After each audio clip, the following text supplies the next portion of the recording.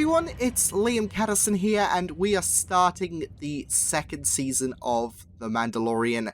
It feels like Christmas time all over again, because the first season was thoroughly impressive, and I'm really excited to see if the second season can exceed the high bar, the very high bar that season one left off, because I feel like with a lot of shows that I react to, I have a very good impression with what I watch.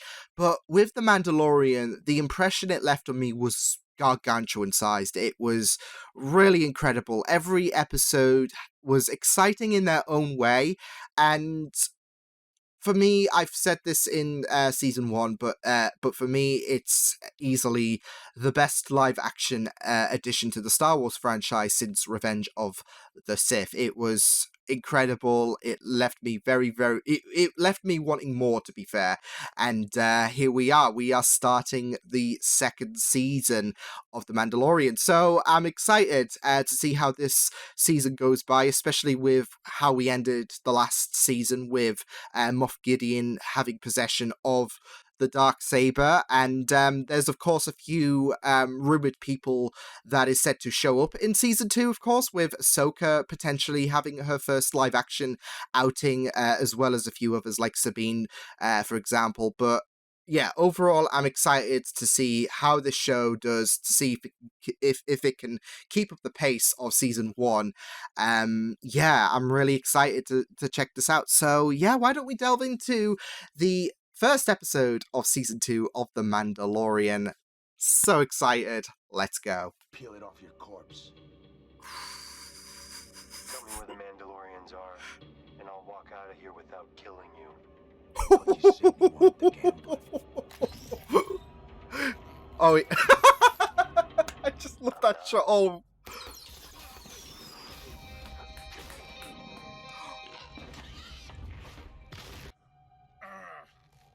Tatooine it is then. We're going back to Tatooine.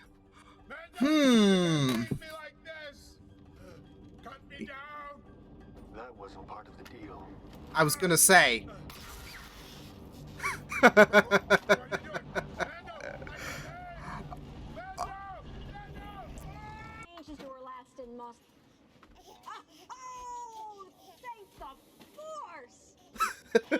Little thing has had me worried sick.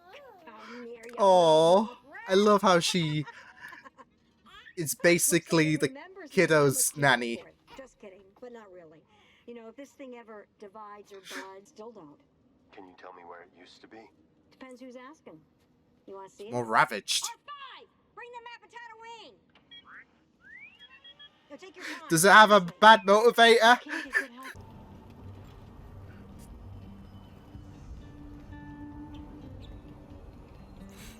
You do kind of get that Western vibe, as if he was on a horse trekking and you have the locals wary.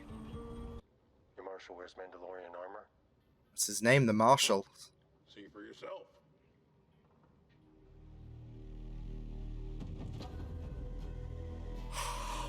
Oh! Oh! Oh! Oh! Is that Boba? That is Boba. I'm Cobb Vanth, Marshal of Mos Pelgo. Where did What? you get the armor? Bought it off some Jawas. No, that's Boba's armor. Hand it over. That's Boba's armor. Look, Unless he's now, going, like... I'm sure you call the shots where you come from, but round here...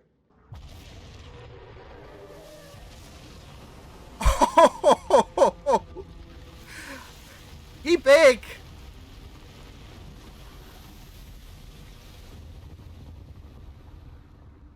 Maybe we can work something out.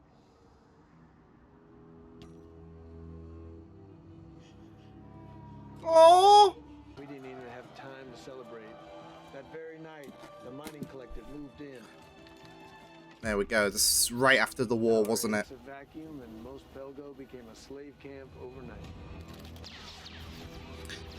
I don't know why, but he kind of gives me a... Oh, jeez. He kind of does give me that Slade Wilson impression. For some odd reason. I was saying,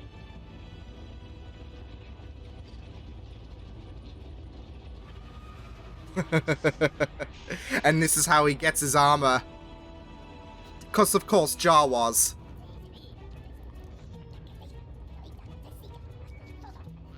At least they did some good, though.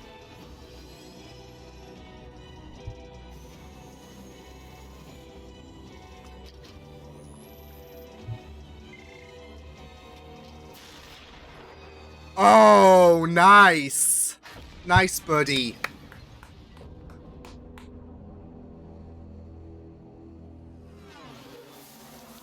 And people you killed. They raided our village. I defended the Oh, no. Oh, no. Voice. This was a bad idea. Yeah. Sit back down before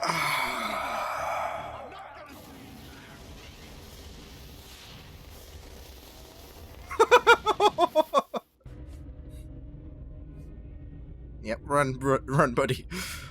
I mean, I feel for the Bantha, but, like...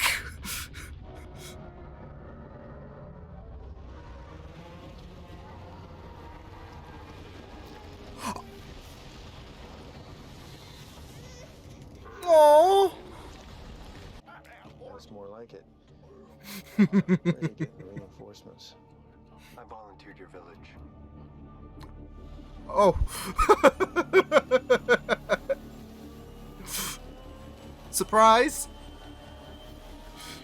I mean, if we're gonna take down this thing, you probably need all the help you can get, really. Stand by our side in battle, and vow never to raise a blaster against this town until one of you breaks the peace. Peace can go both ways, especially if it's to ensure survival, so... It's not pretty, but... It better. What are you trying to blow the whole place up? What? 71? Take it easy. It was an accident. What do you want to do? Come on, let's not be so uncivilized.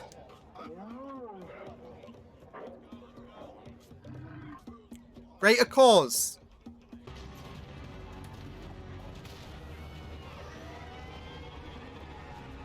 Yeah, did not like that. Not yet. It's gotta come out further. Yeah, around that point.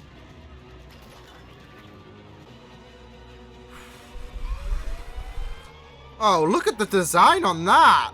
That crate dragon looks really impressive.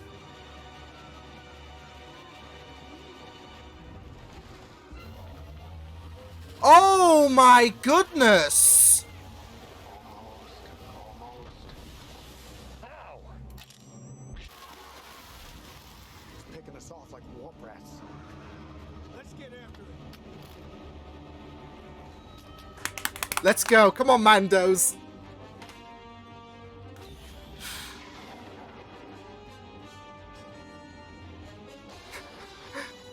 Bye, Dad! Dads! What are you gonna do? I don't know, but wish me luck. Oh!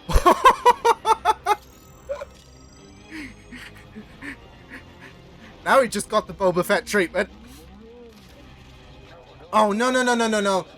No. Come on.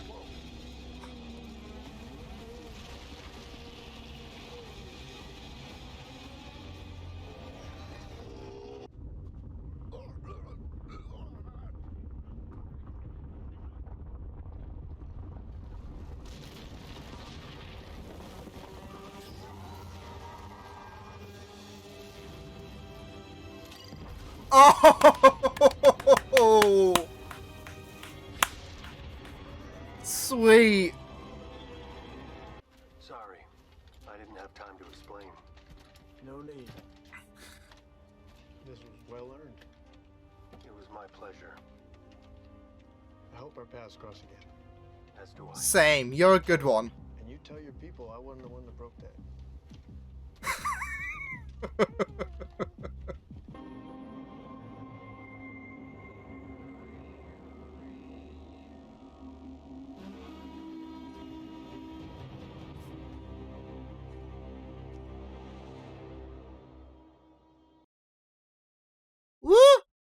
Woo!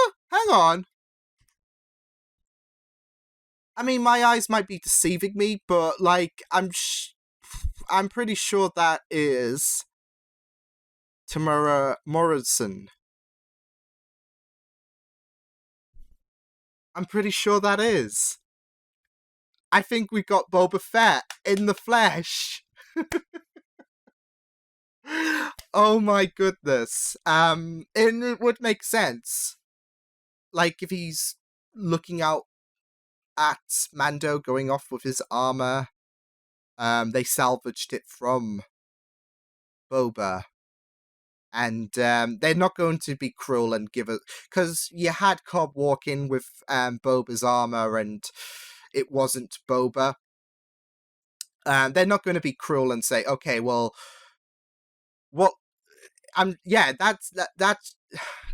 I'm pretty sure that is Tamara Morrison. Yeah, I'm pretty certain. So... Yeah, I don't think they're going to be cruel and say, okay, well, he is not playing Boba Fett. They're not going to be cruel like that and say, okay, well, yeah, Boba died. After being, I guess, regurgitated by the Sarlacc pit. Because, I mean, how are the Jawas going to get his armor anyway? So... It feels so... It's so good. I had to do, I had to look twice to make sure that was... Yeah, that's Tamara Morrison. So... Oh man, that's so good. It's so good that we've got official canon that Boba survived the Sarlacc pit. Because sadly, of course, with Legends being that up until now there was no proof that Boba did survive. Plus, there was a lot of tease regarding Boba's survival in episode 5 of last season, where someone approached Fennec, who I do hope to see again, but I'm not sure if that was Boba, because there was that clanking armor, so it could have been someone else, and Boba would have lost it by that time, because we had Cobb's backstory, and yeah. Unless, I don't know, because let's bring it up again. Yeah, he is cloaked, so he could be hiding some kind of makeshift armor beneath it, but I'm not so sure. All I am sure of at this point is it seems like we got Boba Fett, and it feels so good. And I did like the kind of fake out that we had with Cobb, because he walked in. I was like, that is definitely Boba's armor. It's very distinctive, but he did sound different. And, I should have picked up on it on the voice alone at first, because, I mean, even before, that shot at the very end, they could have had Tamara Morrison return to voice Boba if that was, if Cobb was Boba. Because it's not long after Return of the Jedi. It's only 5 years after Return of the Jedi, so it's not like he's gonna sound completely different, but you never know. And it was just really, really good to have that scenario with someone showing up in Boba's uniform. So it's so good. Oh, I feel like that's going to be the big talking point, Boba. Kind of like how Baby Yoda was the talking point in the end of episode 1. But that was more unexpected, I feel, because I don't think anyone anticipated a baby version of Yoda before, unless you saw it months after, because it was leaked all over the internet. So you couldn't hide from it. Even non-Star Wars fans would have recognized it, surely. But no one expected a Baby Yoda. Whereas, like I said, with episode 5, as well as the hope for a lot of Star Wars fans that Boba did survive the Sarlacc pit, there was hope. There was hope that Boba survived. There was theories, etc., all that jazz. So yeah.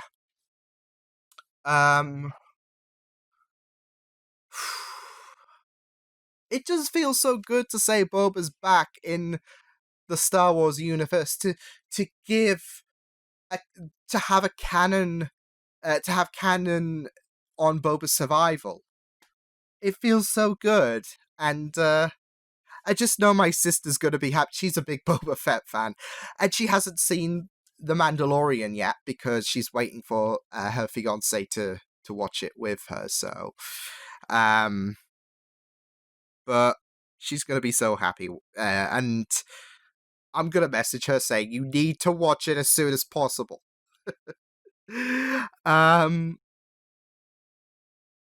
But yeah, that was good. That was a good first episode overall. I just can't get past the whole Boba situation, even with Cobb, who was wearing his armor.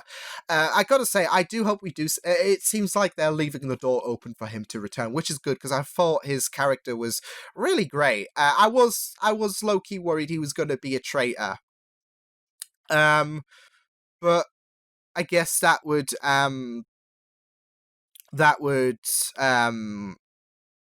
kind of derived from episode 5 with that guy who of course was screwing around with Mando. So it's a good job they didn't go around the road that, oh, I'm a traitor, or I'll actually fight you on your deal on you acquiring the armor. They didn't make a big dramatic out of it. He was actually a pleasant dude. He did get a bit agitated at times. Like, even though I think he said something along the lines of, I haven't seen a Mandalorian before. He took off the helmet, and that's a big nope in Mando's code. But he wasn't to know, surely, so yeah. And of course he did get agitated with the Tuscans at the campfire scene. So yeah, he had his moments of agitation, but overall I thought he was a really pleasant dude. And I really liked him. I don't know why, he kind of gave me Deathstroke vibes, but it's probably the appearance as well as, you know, the whole armor situation, but no. He was a really, really fascinating dude. I really liked him. I hope we do see more of him again.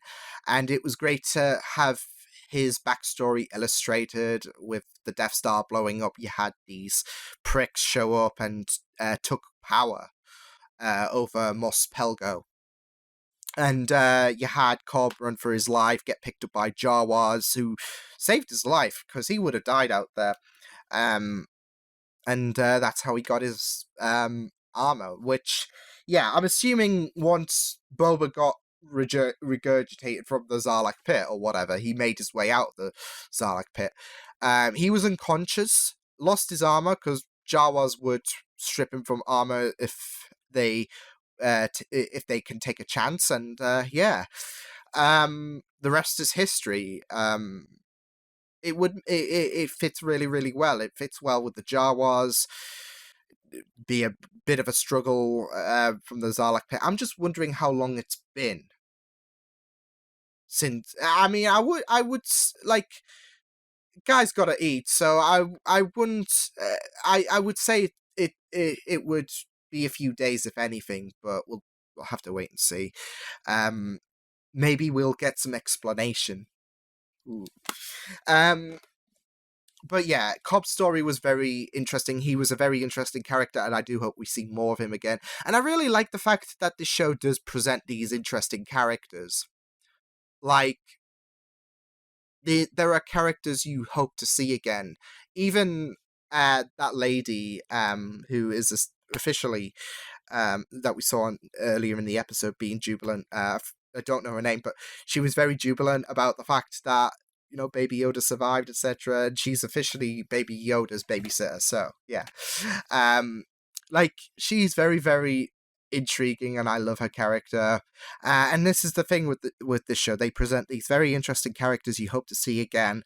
So hopefully we'll see more of Cobb in the future. Yeah, I would have loved him to, like, travel along with Mando, because I think they would make a very, very good duo, like, in their retrospective armor. Like, I know the deal was like he would give Boba's armor to Mando, but just seeing the shot of them two working together against the Krayt Dragon was really good. I really loved them two working together. It was very, very powerful.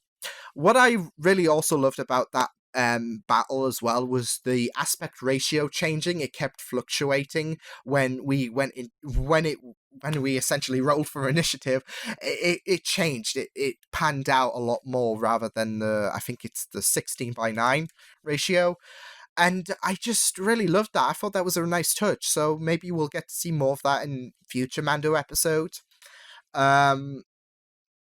But yeah, it also had a very nice aura of that Western vibe, like not just with Mando strolling into Mos Pelgo, and you had the people of that area look on in worry, and it was like he was strolling in on a horse, and it was really, really good, and the music as well. But I don't know, there was a nice aura seeing the people of Mos Pelgo and the Tuskens working together, especially to take down the Krayt Dragon. It was just really good. So, I really, really loved that atmosphere.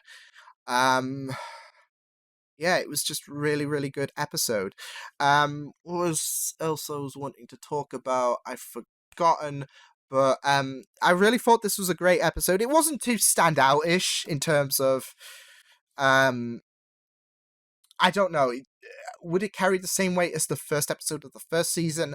I don't think so, but I think a lot of people were impressed with how great Mando was, but also with the Baby Yoda situation.